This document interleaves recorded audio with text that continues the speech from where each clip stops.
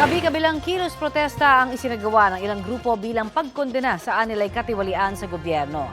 Ang isang grupo naranasan pa ang pagbaha sa ilang lugar sa Quezon City kasunod ng pagbuhos ng ulan. May ulat on the spot si Oscar Oida. Oscar? Yes, Connie, kasalukuyan nagsasagawa ng kilos protesta dito sa may E. Rodriguez Avenue sa Quezon City ang mga miyembro ng transport group na Piston. Ito ay bilang pagkondena sa anilay korupsyon sa gobyerno.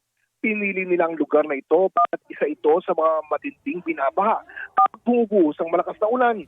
At kanina nga, kalagitnaan ng kanilang protesta ay bumuhos ang ulan, napasilong ang mga ralista at agad nagbaha gutter deep sa may kanto ng E. Rodriguez at Araneta Avenue. Dahilan para bagyang magkaroon ng pagbagal ng daloy ng trapiko sa lugar.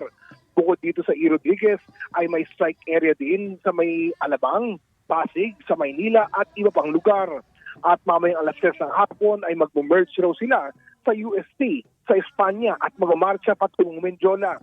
Ang grupong Manibela naman nagdesisyong hanggang ngayon ng araw na lang imbis na hanggang bukas pa ang kanilang tigil pasada.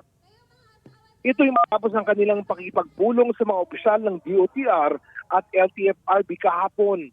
Naging factor din nila ang pagbaba sa pwesto ni Congressman Martin Romualdez bilang House Speaker sa gitna ng mga issue ng questionable flood control project at umano'y budget insertions.